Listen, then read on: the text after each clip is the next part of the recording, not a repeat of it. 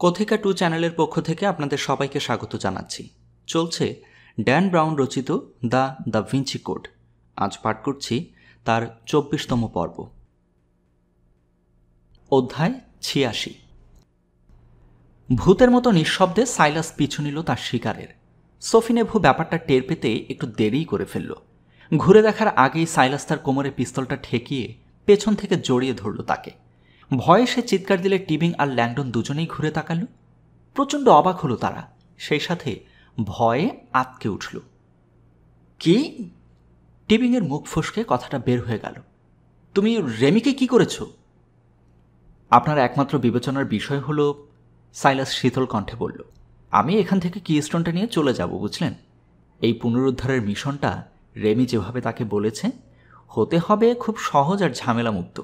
চার্চে ঢুকে কিস্টোনটা নিয়ে চলে আসা, কোনো খুন খারাপই নয়, ধস্তাধস্তি নয়। সোফিকে শক্ত করে ধরে সাইলাস তার বুকের কাছ থেকে হাতটা সরিয়ে নিল।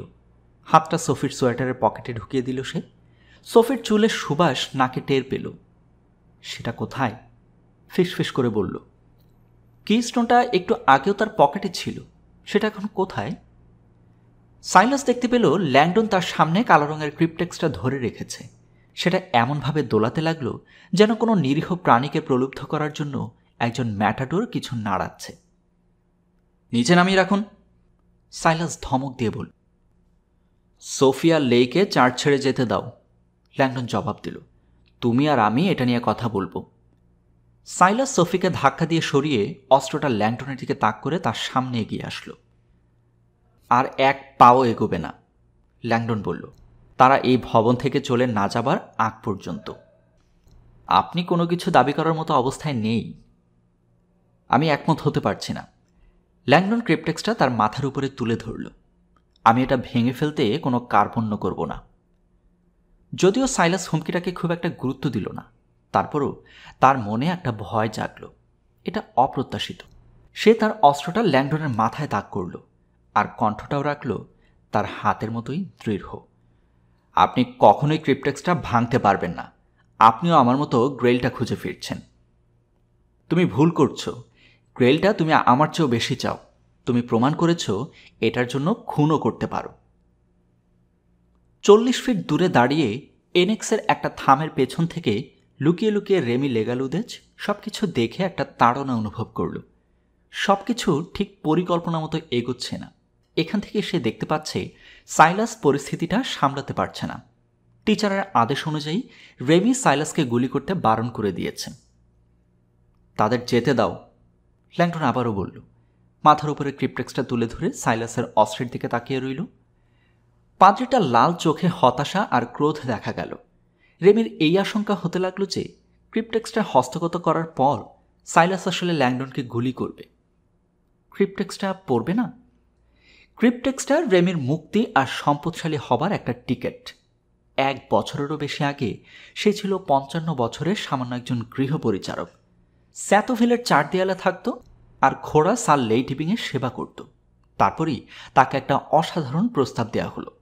সাল লেইটিবিংয়ের সাথে রেমিকে সহযোগিতা করতে হবে একটা পরিকল্পনার অংশ হিসেবে। এই ঘটনা তার জীবনে এমন একটা কিছু নিয়ে আসলো যেটা স্বপ্ন সে জীবনেও দেখত না।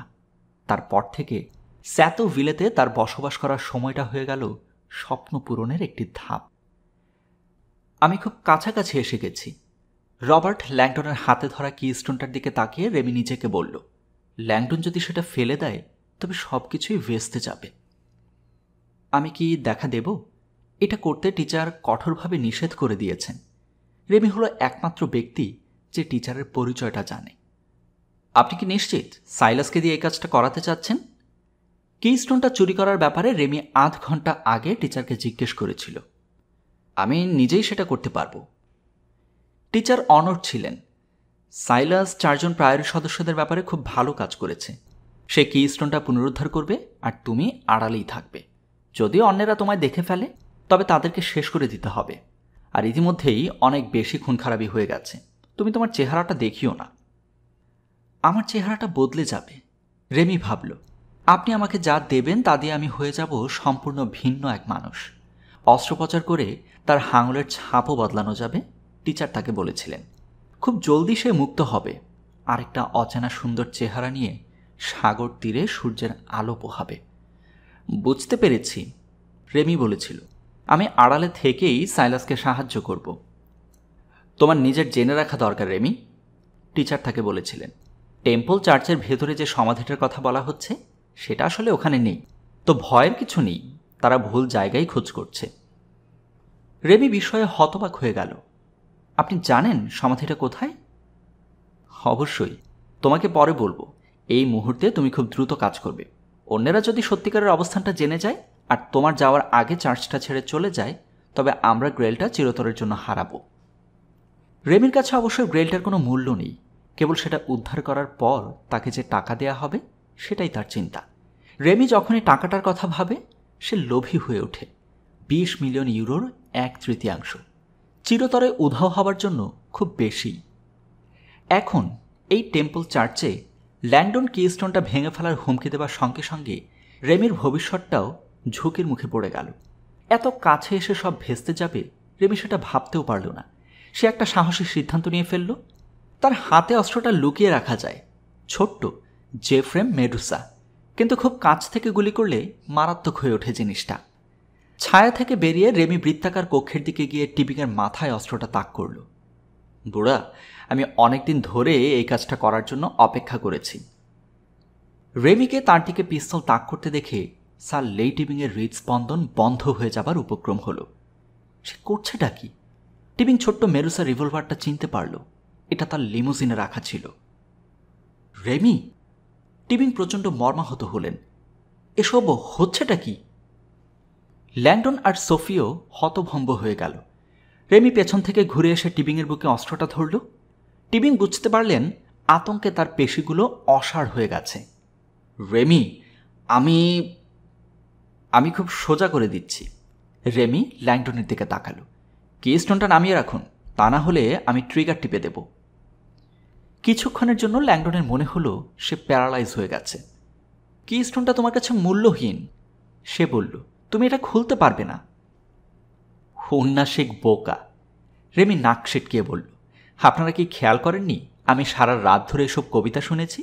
আমি সব কিছুই শুনেছি, আর সেগুলো অন্যকে বলে দিয়েছি যে আপনাদের চেয়েও অনেক বেশি জানে। আপনারা এমনকি সঠিক জায়গায়ও আসেননি। যে সমাধিটা খুঁজছেন সেটা একেবারেই অন্য জায়গায় রয়েছে। টিপিং ভয় পেয়ে গেলেন। সে বলছে কি? তুমি কেন গ্রেলটা চাচ্ছ? ল্যাংডন জানতে চাইল। এটা ধ্বংস করতে শেষ সময়ের আগে? রেমি পাদ্রিটাকে ডাক দিল। মিস্টার ল্যাংডনের কাছ থেকে কিস্টোনটা নিয়ে নাও। পাদ্রিটা এগোতেই ল্যাংডন পিছু হটে গেল। কিস্টোনটা উপরে তুলে ধরল। দেখে মনে হলো মাটিতে আছাড় মারবে। এই জিনিসটা ভুল মানুষের হাতে যাওয়ার আগে, ল্যাংডন বলল, আমি বরং এটা ভেঙেই ফেলব। টিপিংয়ের মনে প্রচণ্ড একটা ভীতির উদ্রেক হলো। তিনি দেখতে পেলেন তার আজীবনের লালায়িত স্বপ্ন, এত পরিশ্রম চোখের সামনেই শেষ হয়ে যাচ্ছে। রবার্ট, না! টিপিং চিৎকার করে বললেন, ফেলবেন না। আপনি যেটা ধরে আছেন সেটাই গ্রেল। রেমি আমাকে কখনো গুলি করতে পারবে না। আমরা একে অন্যকে 10 বছর ধরে। রেমি ছাদের দিকে তাক করে একটা গুলি ছুড়ল। ছোট্ট অস্ত্র হিসেবে আওয়াজটা খুব বেশিই হলো। পাথরের কক্ষটার ভেতরে গুলির শব্দটা বজ্রপাতের মতো প্রতিধ্বনিত হতে লাগলো। সবাই পাথরের মতো জমে গেল। আমি কোনো ছেলে খেলা খেলছি না, রেমি বলল। পরেরটা হবে তার পিঠে। সাইলাসের কাছে দিয়ে দিন। ল্যাংডন এবার ক্রিপ্টেক্সটা দিয়ে দিল। সাইলাস সামনে এগিয়ে এসে সেটা নিয়ে নিল।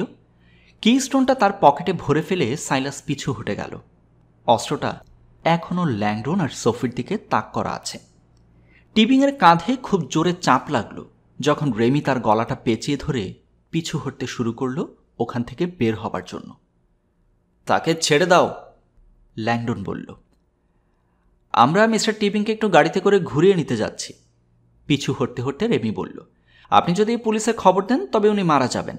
আপনারা কোনো কিছু করলেই উনি মারা যাবেন, বুঝতে পেরেছেন? আমাকে নিয়ে যাও, ল্যাংডন বলল। তার কণ্ঠে আবেগ উথলে উঠল। লেইকে ছেড়ে দাও। রেমি হাসল। তা হচ্ছে না। ওনার সাথে আমার খুবই চমৎকার ইতিহাস রয়েছে। তাছাড়া তাকে আমাদের এখনও প্রয়োজন রয়েছে। সোফি আর ল্যাংডনের দিকে পিস্তলটা তাক করে সাইলাসও পিছু হটতে লাগল। সোফির কণ্ঠটা একটুও কাঁপল না। তুমি কার হয়ে কাজ করছো? পিছু হটতে থাকা রেমির কাছে প্রশ্নটা হাসির উদ্রেক করল। আপনি খুবই অবাক হবেন মাদামোয়াজেল নেভু। অধ্যায় 87। স্যাতুভিলের ফায়ারপ্লেসটা নেভানো থাকলেও কোলেত ইন্টারপোল থেকে ফ্যাক্সটা পেয়ে সেটা সামনে পায়চারি করতে লাগল। একেবারেই অপ্রত্যাশিত কিছু। অফিসিয়াল রেকর্ড মতে আদ্রে ভার্নেট খুবই অনুকরণীয় একজন নাগরিক। পুলিশের খাতায় তার কোনো নাম নেই, এমনকি একটা পার্কিং টিকিটও না। সরবর্ন এবং প্রেপ স্কুলে পড়ালেখা করে আন্তর্জাতিক ফাইন্যান্সে একটা কামলত ডিগ্রি নিয়েছেন। ইন্টারপোল বলছে ভার্নেটের নাম সংবাদপত্রে বারবার এসেছে, কিন্তু সবসময় ইতিবাচক কাজকর্মের জন্য। প্রকারান্তরে লোকটা জুরিখের ডিপোজিটরি ব্যাংকের নিরাপত্তা বেষ্টনীর নকশাকার। ইলেকট্রনিক সিকিউরিটির অত্যাধুনিক দুনিয়ায় তিনি একজন অগ্রগণ্য ব্যক্তি। ভার্নেটের ক্রেডিট কার্ড রেকর্ড ঘেটে দেখা গেছে আর্টের বই পুস্তক, দামি মদ আর ক্লাসিক গানের সিডির প্রতি তার আসক্তি রয়েছে। কয়েক বছর আগে একটা ব্যয়বহুল স্টেরিও সিস্টেম কিনেছিলেন। শূন্য। কোলেত একটা দীর্ঘশ্বাস ফেলল। ইন্টারপোল থেকে আজ রাতে একমাত্র যে লাল পতাকা পাওয়া গেছে সেটা হলো টিবিংয়ের চাকর রেমির আঙুলের ছাপ। পিটিএস চিফ এক্সামিনার ঘরের এক কোণে আরামদায়ক একটা চেয়ারে বসে রিপোর্টটা পড়ছিল। কোলেত সেদিকে তাকালো। কিছু পেলেন?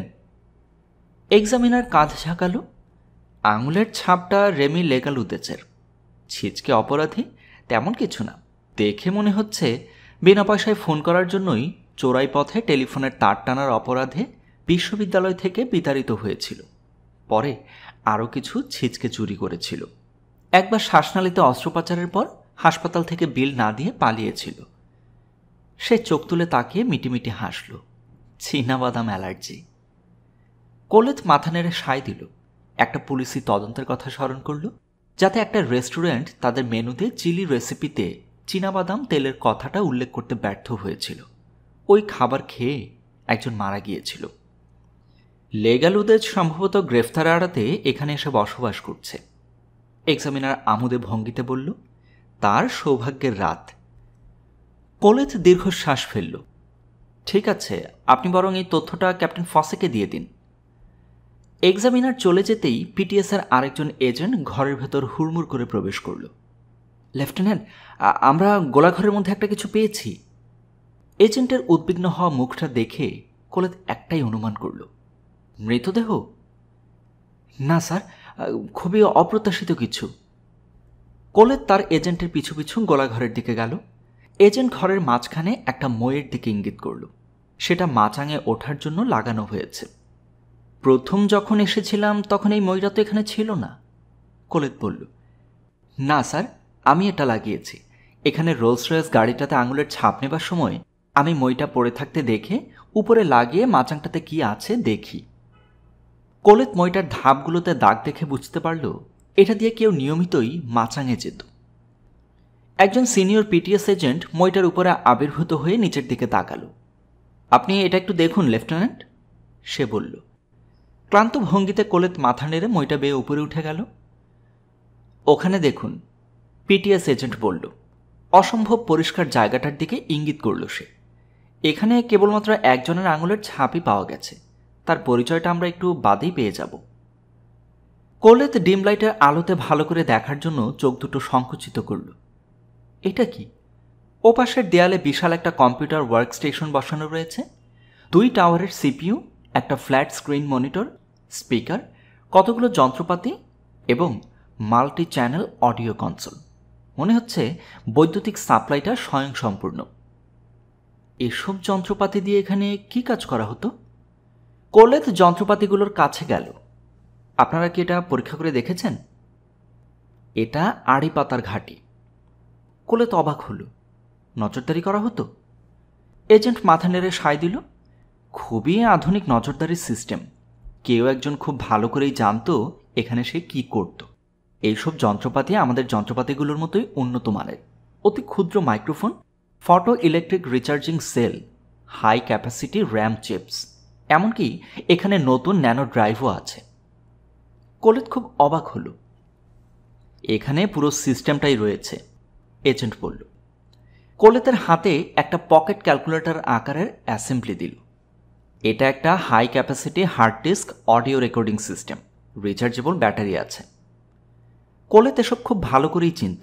এগুলো হলো ফটোসেল মাইক্রোফোন। কয়েক বছর আগে এটা ছিল খুবই চমকপ্রদ একটা আবিষ্কার। অতি ক্ষুদ্র এই আড়ে পাতার যন্ত্র দিয়ে সবকিছু পরিষ্কার শোনা যায়। সিগন্যালটা কি? কোলেত জিজ্ঞেস করল। রেডিও ওয়েভ, ছাদের ওপর ছোট্ট একটা এন্টেনা আছে, এজেন্ট বলল। কোলেতে এসব রেকর্ডিং সিস্টেম ভালো করেই চিনত। সাধারণত অফিসে ব্যবহার করা হয়ে থাকে। ভয়েস অ্যাক্টিভেটেড সিস্টেম, কথা বলা হলেই কেবল রেকর্ডিং হয়, না হলে রেকর্ডিং বন্ধ থাকে। এতে হার্ড ডিস্কের জায়গা বেঁচে যায়। ইচ্ছে মতো হার্ড ডিস্কটা আবার মুছেও ফেলা যায়। রেকর্ড করা কথোপকথনগুলো সম্প্রচার করার পর স্বয়ংক্রিয়ভাবেই হার্ড ডিস্ক সেগুলো মুছে ফেলে, আবার রেকর্ডিংয়ের জন্য তৈরি হয়ে যায়। কোলেত এবার সেলফে রাখা কতগুলো অডিও ক্যাসেটের দিকে তাকালো। কয়েক শত হবে। সবগুলোতেই তারিখ আর সংখ্যার লেবেল লাগানো। কেউ একজন এগুলি নিয়ে খুব ব্যস্ত ছিল। সে এজেন্টের দিকে ঘুরে বলল, আপনার কি কোনো ধারণা আছে? লেফটেন্যান্ট, এজেন্ট বলল। কম্পিউটারের কাছে কি একটা সফটওয়্যার লঞ্চিং করল সে? এটা খুবই অদ্ভুত একটা জিনিস। অধ্যায় 88। ল্যাংডনের নিজেকে খুব নিঃস্ব মনে হলো। সোফিকে নিয়ে টেম্পল টিউব স্টেশনের টানেল আর প্ল্যাটফর্ম দিয়ে দৌড়াতে লাগলো সে। নিজেকে তার খুব অপরাধী বলেও মনে হলো। আমি লেইকে জড়িয়েছি, আর এখন সে মহা বিপদে পড়ে গেছে। রেমির জড়িয়ে পড়াটা খুব অপ্রত্যাশিত আর দুঃখজনক। তারপরও ব্যাপারটা বোঝা যাচ্ছে, যেই গ্রেলটা হাতাতে চাচ্ছে সে একজনকে নিযুক্ত করেছিল। আমি যে কারণে টিবিংয়ের কাছে গিয়েছিলাম, ঠিক একই কারণে তারাও তার কাছে গিয়েছিল। ইতিহাসে দেখা যায়, যার কাছেই গ্রেলের খবর ছিল, চোর, বাটপার আর পণ্ডিতেরা চুম্বকের মতো আকর্ষণে তার কাছেই ছুটে গেছে। যে কারণে টিবিং এসবের টার্গেট হয়েছে। সেই কারণটার কথা ভেবে ল্যাংডনের অপরাধবোধটার তীব্রতা কম হবার কথা, কিন্তু সেটা হলো না। লেইকে আমাদের খুঁজে বের করতেই হবে, তাকে সাহায্য করতে হবে, এক্ষুনি। ল্যাংডন সোফিকে অনুসরণ করল। সে ওয়েস্ট বাউন্ড ডিস্ট্রিক্টের প্ল্যাটফর্মটার সামনে একটা পে ফোনের কাছে গেল পুলিশকে ফোন করতে। যদিও রেমি এ ব্যাপারে সতর্ক করে দিয়েছিল। ল্যাংডন পাশের একটা বেঞ্চিতে বসে পড়ল বিষণ্ণ মনে।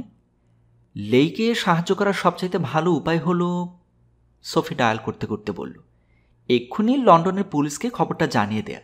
আমাকে বিশ্বাস করো। শুরুতে ল্যাংডন এই আইডিয়াটার সাথে একমত হতে পারেনি, কিন্তু যতই তারা পরিকল্পনাটা নিয়ে এগিয়েছে, সোফির যুক্তিগুলো মনে হচ্ছে ঠিকই। এই মুহূর্তে টিবিং নিরাপদেই আছেন। যদি রেমি এবং অন্যেরা সমাধিটি কোথায় আছে সেটা জানেও, তবুও তাদেরকে টিবিংয়ের দরকার রয়েছে গোলকের খবরটা বের করার জন্য। কিন্তু ল্যাংডনের যে বিষয়ে চিন্তা হচ্ছে সেটা হলো, গ্রেল মানচিত্রটা খুঁজে পাওয়ার পর লেইর কি হবে? লেই তখন বিশাল একটা বোঝা হয়ে দাঁড়াবে। ল্যাংডন যদি টিবিংকে সাহায্য করতে চায় অথবা গ্রেলটা দেখতে চায়, তবে সবার আগে সমাধিটা খুঁজে বের করাই হলো সবচাইতে জরুরি। দুর্ভাগ্যজনক ব্যাপার হলো, শুরু করার জন্য রেমির কাছে রয়েছে মস্ত বড় একটা মস্তিষ্ক। রেমি আর সাইলাসকে লন্ডনের পুলিশের কাছে সোফি ফেরারি হিসেবে তুলে ধরতে পারবে, তাদেরকে লুকিয়ে পড়তে বাধ্য করতে পারবে, অথবা ওদেরকে গ্রেফতার করাতেও পারবে। সেই তুলনায় ল্যাংডনের পরিকল্পনাটা আরও বেশি অনিশ্চিত।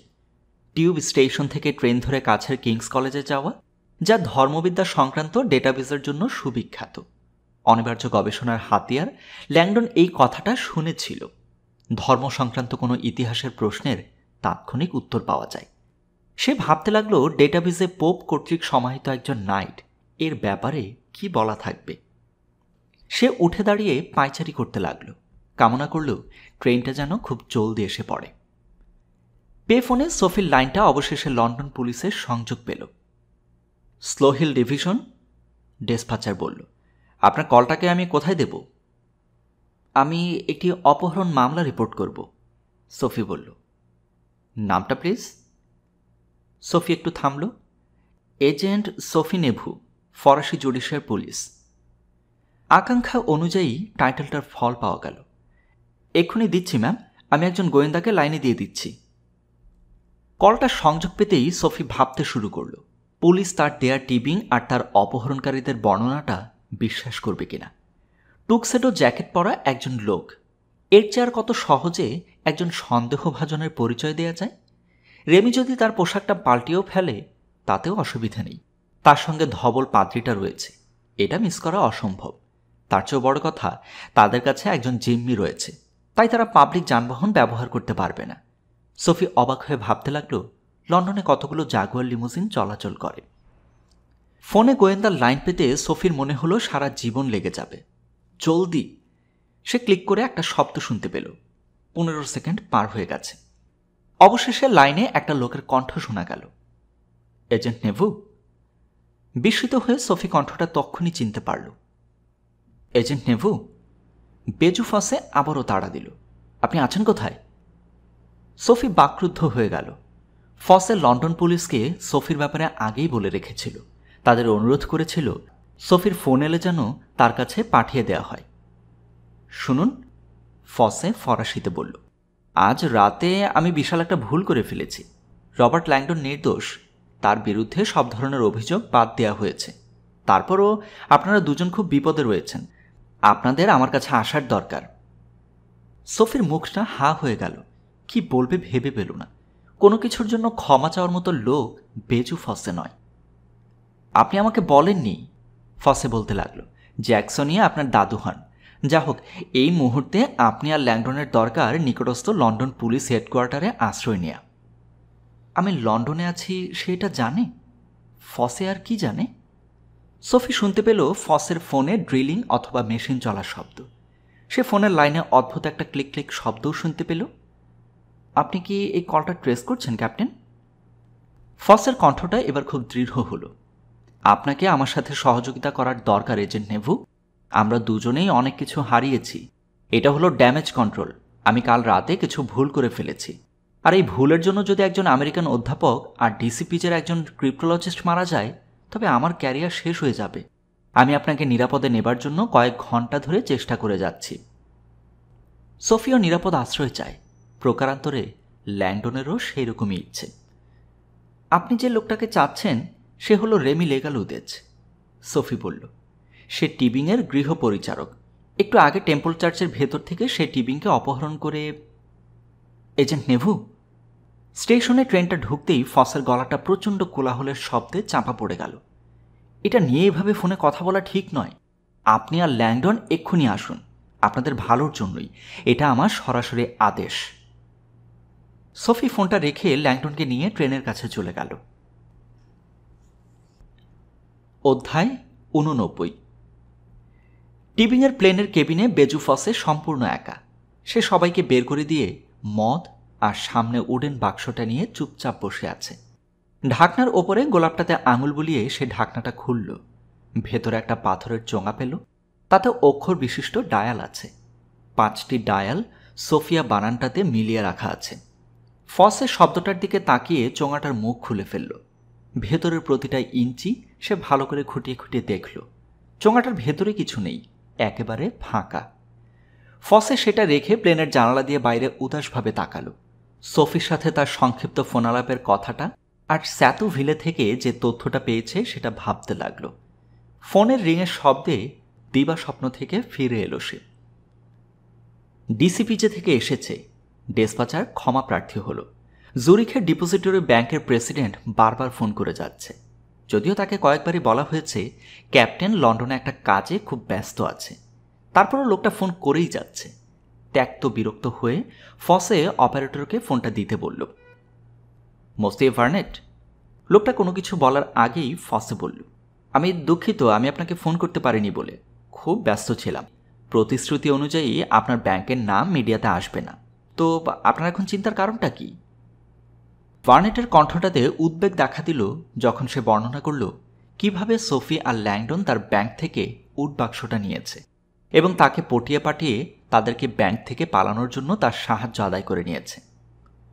তারপর আমি যখন রেডিওতে শুনলাম তারা অপরাধী, ভার্নেট বললেন, আমি তাদের কাছে বক্সটা ফেরত চাইলাম, কিন্তু তারা আমাকে আক্রমণ করে ট্রাকটা নিয়ে পালিয়ে যায়।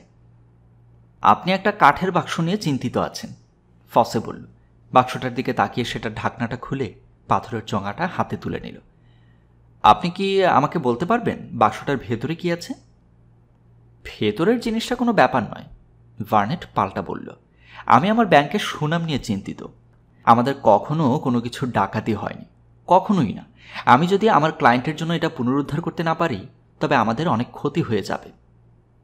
আপনি বলছেন এজেন্ট নেভু আর রবার্ট ল্যাংডনের কাছে একটা পাসওয়ার্ড আর চাবি ছিল, তাহলে আপনি কিভাবে বলছেন বাক্সটা চুরি হয়েছে? তারা মানুষ খুন করেছে, সোফি নেভুর দাদাকেও। পাসওয়ার্ড আর চাবিটা অবশ্যই খারাপ পথে নেওয়া হয়েছে। মিস্টার বার্নেট, আমার লোকজন আপনার ব্যাকগ্রাউন্ড আর আগ্রহের বিষয়ে কিছু খোঁজ খবর নিয়েছে। আপনি একজন রুচিবান সংস্কৃত মনা ব্যক্তি। আমি অনুমান করতে পারি আপনি একজন সম্মানিত লোকও আমার মতোই। আমি বলছি, কথা দিচ্ছি আপনাকে, পুলিশ জুডিশিয়ারের কমান্ডিং অফিসার হিসেবে আপনার বাক্সটা এবং ব্যাংকের সুনাম বর্তমানে খুবই নিরাপদ একটা হাতে রয়েছে। অধ্যায় 90। স্যাতুভিলের মাচাঙের উপরে দাঁড়িয়ে কম্পিউটার মনিটরের দিকে বিস্ময়ে চেয়ে রইল কোলেত। এই সিস্টেমটা এতগুলো জায়গাকে নজরদারি করে? হ্যাঁ, এজেন্ট বলল। দেখে মনে হচ্ছে ডেটাগুলো 1 বছর আগে সংগ্রহ করা হয়েছিল। বাকরুদ্ধ হয়ে কোলেত তালিকাটি আবারও পড়ল। কোলবার্ট সস্টাক, চেয়ারম্যান সাংবিধানিক council; Jean Chaffee, curator Jeu de Paume museum; Edouard দেরোসার, সিনিয়র আর্কাইভিস্ট মিতের library; Jacques Sauniere, curator Louvre museum; Michael Breton, দ্যাসের প্রধান, ফরাসি গোয়েন্দা সংস্থা। এজেন্ট স্ক্রিনের দিকে ইঙ্গিত করল। 4 নম্বরের ব্যক্তিটি আমাদের তদন্তের বিষয়। কোলেত উদাস হয়ে মাথা নাড়ল। সঙ্গে সঙ্গে এই ব্যাপারটা ধরতে পেরেছেন। জ্যাকসনিয়াকে আড়ি পাতা হয়েছিল। তালিকার বাকি নামগুলোর দিকে আবারও তাকালো সে। কিভাবে একজন এত বিখ্যাত লোকদেরকে আড়ি পাতার মতো কাজটি করতে পারল? আপনি কি কোনো অডিও ফাইল শুনেছেন? অল্প কয়েকটা। এখানে অতি সাম্প্রতিক সময়ের একটা আছে। এজেন্ট লোকটা কম্পিউটারের কিবোর্ডে বোতাম চাপল। এবার স্পিকারে কিছু শোনা গেল। ক্যাপিটিয়েন উ এজেন্ট দুপ ডিপার্টমেন্টে দ্য ক্রিপ্টোগ্রাফি এস তেরাইভ। কোলেত নিজের কানকেও বিশ্বাস করতে পারছিল না। এ তো আমার কণ্ঠ। তার মনে পড়ে গেল সে সনিয়ের ডেস্কে বসে গ্র্যান্ড গ্যালারিতে ফসেকে সোফি নেভুর আগমন সম্পর্কে সতর্ক করেছিল ফোনে। এজেন্ট লোকটা মাথা দোলাল। লুভরে আমাদের তদন্তের অনেক কিছুই রেকর্ড করা হয়ে গেছে। আপনি কি কাউকে আড়িপাতার জায়গাটা খুঁজে বের করার জন্য পাঠিয়েছেন? তার আর দরকার নেই, আমি জানি সেটা ঠিক কোথায় আছে। এজেন্ট লোকটা এক গাদা কাগজ থেকে একটা পৃষ্ঠা নিয়ে কোলেতের হাতে তুলে দিল। চিনতে পেরেছেন? কোলেত দারুণ অবাক হলো। তার হাতে প্রাচীন স্কেমেটিক ডায়াগ্রামের একটা ফটোকপি, যাতে একটা যন্ত্রের ড্রয়িং আঁকা আছে। ইতালীয় ভাষায় বলে সে হাতের লেখাটা পড়তে পারল না। তারপরও সে জানত সে কি দেখছে। একটা মধ্যযুগীয় ফরাসি নাইটের একটা পূর্ণাঙ্গ নকশা। এই নাইটটা তো সনিয়ার ডেস্কের উপর রাখা। কোলেতের চোখ মার্জিনের দিকে গেল, যেখানে কেউ লাল কালিতে হিজবিজি করে কিছু লিখে রেখেছে। লেখাগুলো ফরাসিতে। এতে বর্ণনা করা হয়েছে কিভাবে নাইটটার ভেতরে শব্দ শোনার যন্ত্র ঢুকানো যায়। অধ্যায় 91। সাইলাস টেম্পল চার্চের কাছেই পার্ক করা জাগুয়ার লিমুজিনটার পেছনের সিটে বসে আছে। টিবিংকে এখানে নিয়ে এসে পেছনের ট্রাক থেকে পাওয়া দড়িগুলো দিয়ে রেমি তাকে বেঁধে ফেলে রেখেছে। কি স্টোনটার উপর হাত বুলাতে বুলাতে সাইলাস রেমির জন্য অপেক্ষা করছে। অবশেষে রেমি এসে সামনের ড্রাইভিং সিটে বসে পড়ল, সাইলাসের পাশে। সব ঠিক আছে? সাইলাস জিজ্ঞেস করল। রেমি মিটিমিটি হেসে বৃষ্টির পানি ঝাড়ার জন্যে মাথা ঝাঁকাল।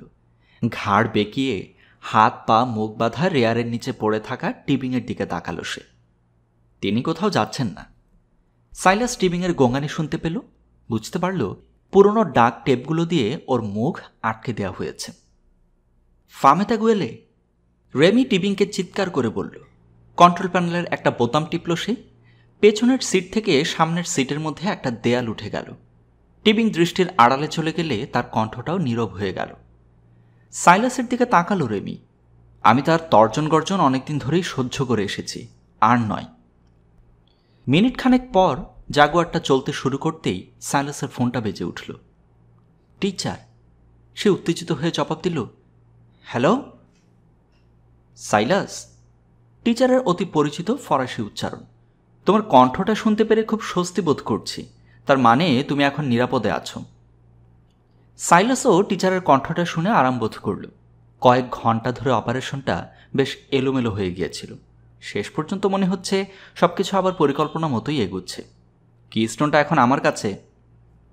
এটা তো অসাধারণ একটা সংবাদ, টিচার তাকে বললেন। রেমি কি তোমার সাথে আছে? সাইলাস খুব অবাক হলো টিচারের মুখে রেমির নামটা শুনতে পেয়ে। হ্যাঁ, রেমি আমাকে মুক্ত করেছে, যেমনটি আমি তাকে আদেশ করেছিলাম। আমি খুব দুঃখিত তোমাকে দীর্ঘ সময় ধরে বন্দি থাকতে হয়েছে। শারীরিক কষ্ট কোনো ব্যাপারই না, সবচেয়ে বড় কথা হলো কিস্টোনটা এখন আমাদের হাতে। হ্যাঁ, আমি চাই সেটা এক্ষুনি আমার কাছে দিয়ে দাও, সময়টা খুবই মূল্যবান। সাইলাস শেষ পর্যন্ত টিচারের সাথে মুখোমুখি দেখা করার জন্য উদ্গ্রীব হয়ে রইল। হ্যাঁ স্যার, আমি খুবই সম্মানিত বোধ করব। সাইলাস, আমি চাইছি রেমি সেটা আমার কাছে নিয়ে আসুক। রেমি? সাইলাস আকাশ থেকে পড়ল। টিচারের জন্য এত কিছু করার পর তার বিশ্বাস হয়েছিল সেই এই মূল্যবান সম্পদটা হস্তান্তর করবে। টিচার দেখি রেমিকেই বেছে নিচ্ছেন। আমি তোমার হতাশাটা বুঝতে পারছি, টিচার বললেন। তার মানে তুমি আমার কথার অর্থটা বুঝতে পারছো না। তিনি কণ্ঠটা নিচে নামিয়ে ফিসফিস করে বললেন, তোমাকে অবশ্যই বিশ্বাস করতে হবে। আমি তোমার হাত থেকে এই কিস্টোনটা নিতে বেশি পছন্দ করতাম। একজন অপরাধীর চেয়ে বরং ঈশ্বরের একজন বান্দাকেই বেশি পছন্দ করা ভালো। কিন্তু রেমিকেই কাজটা করতে হবে। সে আমার আদেশ অমান্য করে আমাদের পুরো মিশনটাকে মহা বিপদের মধ্যে ফেলে দিয়েছে। সাইলাস একটা বিপদ আঁচ করতে পেরে রেমির দিকে তাকালো। টিপিংকে অপহরণ করাটা পরিকল্পনার কোনো অংশ ছিল না, আর তাকে নিয়ে কি করা হবে সেটা নতুন একটা সমস্যা হয়ে দেখা দিয়েছে। তুমি আর আমি হলাম ঈশ্বরের বান্দা, টিচার ফিসফিস করে বললেন। আমরা আমাদের লক্ষ্য থেকে বিচ্যুত হতে পারি না। দীর্ঘ বিরতি নেমে এলো। শুধুমাত্র এই কারণেই আমি রেমিকে বলছি কিস্টোনটা নিয়ে আসতে। তুমি কি বুঝতে পেরেছ? সাইলাস টিচারের কণ্ঠের রাগের বহিঃপ্রকাশটা টের পেয়ে অবাকই হলো। তার চেহারাটা দেখতে পাওয়াটা আর এড়ানো যাবে না। সাইলাস ভাবল, রেমি যা করার তা করেছে, কিস্টোনটা রক্ষা করেছে সে। বুঝতে পেরেছি, সাইলাস বলল। ভালো, তোমার নিজের নিরাপত্তার জন্যই এক্ষুনি তুমি রাস্তায় নেমে পড়ো। পুলিশ খুব জলদি লিমুজিনটা খুঁজতে শুরু করবে, আর আমি চাই না তুমি ধরা পড়ো। লন্ডনে ওপাশে একটা আবাস আছে না? অবশ্যই আছে। তোমাকে সেখানে স্বাগতম, একজন ভাই হিসেবে। তাহলে সবার নজর এড়িয়ে ওখানে চলে যাও। কিস্টোনটা হাতে পাবার পর তোমাকে আমি ফোন করব। আপনি কি লন্ডনে আছেন? আমি যা বলছি তাই করো, সব কিছু ঠিকমতোই হবে। জি স্যার। টিচার একটা দীর্ঘশ্বাস ফেললেন, যেন এখন তাকে যে কাজটা করতে হবে সেটা খুবই অপছন্দের একটি কাজ। রেমিকে দাও, তার সাথে কথা বলবো। সাইলাস ফোনটা রেমিকে দিল। আজ করতে পারল এই ফোনটাই হয়তো রেমি লেগালুদেচের জীবনের শেষ ফোন। রেমি ফোনটা হাতে নিতেই বুঝতে পারল বেচারা এই ক্ষতবিক্ষত পাদ্রির কোনো ধারণাই নেই তার ভাগ্যে কি অপেক্ষা করছে। টিচার তোমাকে ব্যবহার করেছে সাইলাস, আর তোমার বিশপ হলেন দাবার একটি গুটি। রেমি টিচারের ছেলে ভোলানো ক্ষমতায় খুবই অবাক হল। বিশপ আরিঙ্গারোসা সব কিছুই বিশ্বাস করেছেন। তিনি তার নিজের মরিয়া আচরণের জন্যে অন্ধ হয়ে গেছেন। আরিঙ্গারোসা এতটাই উদ্গ্রীব যে বিশ্বাস না করে পারেননি। যদিও রেমি টিচারকে পছন্দ করে না, তারপরেও লোকটার আস্থাভাজন হয়ে তার জন্যে কাজ করতে পেরে সে গর্বিত। আমি আমার পারিশ্রমিক পেতে যাচ্ছি। খুব মনোযোগ দিয়ে শোনো, টিচার বললেন। সাইলাসকে ওপাসদায়ের আবাসিক ভবনে নিয়ে যাও। কয়েক রাস্তা আগেই তাকে নামিয়ে দিও। তারপর সেন্ট জেমস পার্কে চলে আসো। জায়গাটা পার্লামেন্ট ভবন আর বিগ বেনের কাছেই। তুমি হর্স গার্ড প্যারেডে গাড়িটা পার্ক করতে পারবে, আর সেখানেই কথা বলবো। এই কথা বলেই তিনি লাইনটা কেটে দিলেন। 24তম পর্বের সমাপ্তি এখানেই।